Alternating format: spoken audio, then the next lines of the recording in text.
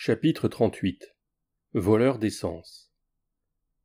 J'étais resté au sous-sol tandis que Constantin montait précipitamment les escaliers. Je l'ai entendu appeler Matteo et Félix. Les deux hommes ne tardèrent pas à descendre. Matteo regarda le carnage et dit « Merde de centaure! Constantin est un monstre !»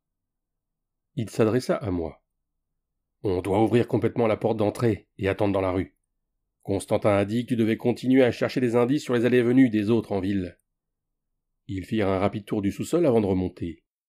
J'aurais pu leur dire que j'avais tué 5 des 7 cadavres, mais je ne pense pas qu'ils m'auraient cru. C'était calme et un peu effrayant, avec le regard mort des soldats au sous-sol. J'avais tué de vraies personnes. Cela aurait dû me bouleverser, ou du moins la facilité avec laquelle je l'avais fait, sans la moindre hésitation. Cette brutalité était ma nouvelle réalité. J'ai compté les sacs de couchage, et il y en avait 7, ce qui correspondait aux 7 morts. Puis j'ai fouillé les sacs de couchage, mais je n'y ai rien trouvé. J'en ai recouvert les corps, car cela me semblait la bonne chose à faire. J'ai essayé de sortir le collecteur d'essence de ma réserve, mais mon éther était insuffisant, et il continuait à se reconstituer. J'ai fouillé, comme on me l'avait ordonné, mais il n'y avait ici que des provisions et des armes. On aurait dit qu'il s'agissait surtout de nourriture et de tonneaux d'eau. Étrangement, il n'y avait rien que je puisse assimiler à des articles de tailleur à vendre à l'étage.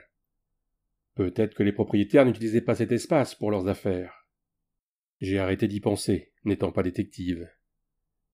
Mais il me fallait absolument découvrir pourquoi mon éther avait atteint son point le plus bas lorsque j'avais pris le cœur de l'homme. En y réfléchissant, j'ai rassemblé les boucliers et les armes. Je me suis dit qu'ils seraient envoyés à l'armurerie de la salle de la Légion, car ils étaient de bonne qualité. Peut-être devrais-je fouiller à nouveau les corps. Constantin avait fait vite. J'ai commencé par l'elfe, le découvrant. Ses oreilles n'étaient pas trop prononcées, mais pointues. Peut-être un demi-elfe? Son visage était anguleux, et il paraissait plutôt mince. J'ai fouillé son corps et trouvé 2 couteaux cachés, mais sa musculature semblait plutôt frêle.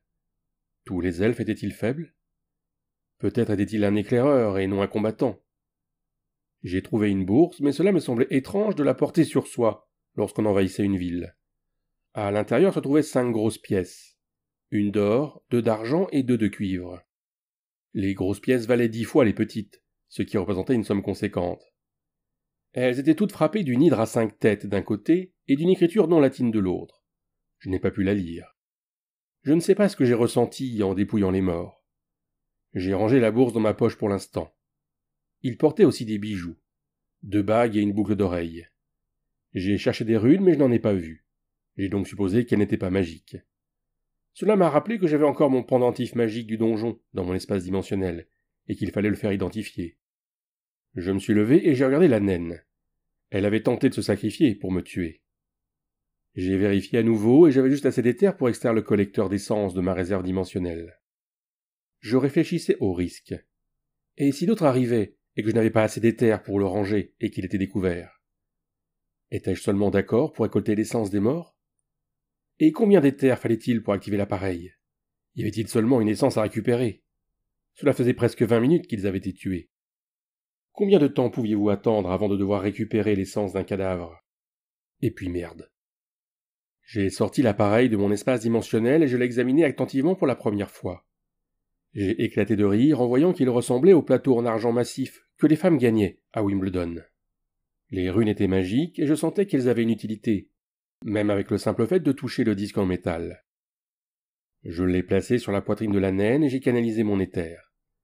Il n'en a pas fallu beaucoup, juste un baiser d'éther pour l'activer. Une légère brume bleutée se détacha rapidement du corps et se forma dans la plaque, et un grand orbe orange se forma. Bon sang! Une essence suprême de raisonnement, si je me souvenais bien. La naine n'était que muscle, et elle dégageait une essence mentale, pas physique. Je n'hésitai qu'un instant avant de la mettre dans ma bouche. J'ai eu un blocage cérébral et des vertiges. Le vertige m'a fait trébucher et tomber. Le sol m'a semblé plus sûr pendant la minute suivante, baignant dans l'euphorie. La prochaine fois que je consommerai une essence mentale, je veillerai à être assis. J'imaginais que c'était peut-être 10 fois plus intense pour moi que pour les autres, car je pouvais extraire davantage de puissance des essences que je consommais. Je recouvris le corps et me tournai vers l'elfe. Je plaçai le collecteur sur lui et l'activai. Le même effet se produit, et une sphère de la taille d'une balle de golf se forma sur l'assiette. Le seul problème était que la balle était d'un bleu profond, avec des tourbillons gris et noirs. Cela devait être une essence d'affinité magique suprême, mais je ne savais pas laquelle. Je ne pouvais pas consommer une seconde essence si tôt. Castile m'avait conseillé d'attendre 1 heure entre les deux, mais peut-être qu'avec ma forme magique améliorant mes gains, devrais-je attendre plus longtemps, peut-être une journée entière. J'empochai l'essence et, un peu excité, me dirigeai vers l'humain mâle, entre l'elfe et le nain. Je plaçai à nouveau le collecteur. Cette fois, une grosse bille formée par la fumée bleue. D'un violet foncé, elle signifiait qu'il s'agissait d'une essence de force majeure, l'une des essences les plus courantes. Je comptais aller de l'autre côté pour en récupérer davantage. Mais des bruits de pas bien audibles résonnèrent au-dessus de moi. Mon cœur battait fort et j'essayais de renvoyer le collecteur dans mon espace. Je n'avais pas assez d'essence pour le transférer. Devais-je le cacher dans la pièce? Quelqu'un descendait l'escalier. J'enfonçai la plaque sous mon armure. Bon sang! Le cuir dur s'était formé à mon corps. Je rentrai mon ventre et restai aussi détendu que possible tandis qu'Adrian, Linus, Flans et Brutus entraient dans la pièce. Adrian regarda des deux côtés de l'escalier et demanda « Pourquoi les corps sont-ils recouverts ?» J'ai parlé doucement en retenant mon ventre. Parce que je trouvais effrayant que leurs yeux me fixent. Adrian renifla et secoua la tête. Ça deviendra plus facile. Tu as trouvé quelque chose? J'ai fouillé dans ma poche et j'ai sorti la bourse de pièces. J'ai seulement fouillé l'elfe et le nain. Juste quelques pièces. Je lui ai lancé la bourse. Il l'attrapa et en testa le poids.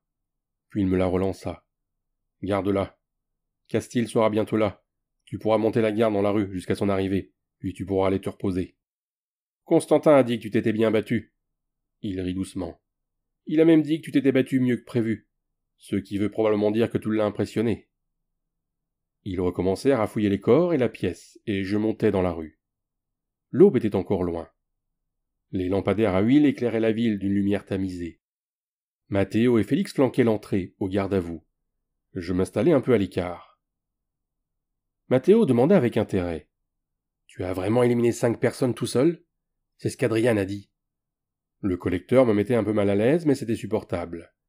Je me suis légèrement déplacé. C'était de la chance.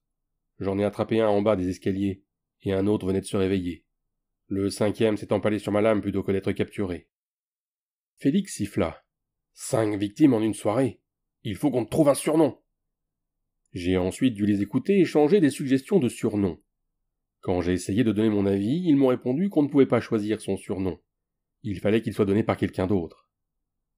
Mouton silencieux, voleur de jeunes filles, perforateur de poches, goule, prince de la nuit, fourchette gracieuse, lance étrangère, démon tonitruant. Les noms s'éternisaient. J'étais perplexe, car personne d'autre dans la compagnie n'avait de surnom que je connaissais. Heureusement, Castile revint avec Constantin quelques instants plus tard. Elle marqua une pause pour m'adresser la parole. « Bon travail, Éric. Tu peux aller te reposer. » Mathéo et Félix commencèrent à m'accompagner, et Constantin lança d'une voix rauque. « Juste, Éric. Vous deux restez ici monter la garde. » Ils entrèrent dans la boutique de vêtements et je m'éloignai, laissant derrière moi 2 légionnaires très déçus. Il restait encore environ 4 heures avant l'aube. Pendant que je marchais, j'eus enfin assez d'essence pour rentrer le collecteur d'essence et me détendre. Je ne prendrais probablement plus un tel risque. À la villa, je trouvai un Lyrkin qui jurait dans la cuisine. « Éric, il y a des rats dans la cave. Les protections antiparasites doivent être périmées. J'ai besoin d'aide pour les éliminer. » Ma mâchoire se décrocha, pensant avoir le temps de me reposer et d'étudier. « Allez, Éric, ces salauds mangent les tubercules et les céréales. » J'ai hoché la tête à contre-cœur. « Voulez-vous que je coupe les queues après les avoir tués et que je vous les présente comme preuve pour que vous puissiez m'accorder une récompense ?» ai-je demandé, essayant d'avoir l'air enjoué par la quête proposée. « Pourquoi diable voudrais-je des queues de rats? On les mange chez toi ?» Lyrkin avait l'air légèrement moqueur. « Tue-les et vois où ils vont dans le garde-manger. J'ai vu un mélange de mortier dans une des dépendances. Ta récompense sera de ne pas avoir à manger de la viande mâchée par un rat. » Il alla chercher le mortier et je descendis au sous-sol avec une pierre lumineuse dans ma poche. Je les entendis immédiatement, mais ils se dérobèrent à ma lumière. Je fouillai le mur d'enceinte et trouvai 2 trous à la base des murs. J'écartai les tonneaux pour y accéder plus facilement. Comment étais-je censé attraper un rat? Je traversai la pièce et commençai à les apercevoir tandis que leurs queues disparaissaient. Ils étaient bien là. Lirkin revint avec un seau rempli d'un mélange de gravier et de poudre. Il inspecta les 2 trous dans les murs. « On peut boucher celui-ci avec du mortier. Celui-ci est le drain. La grille a disparu.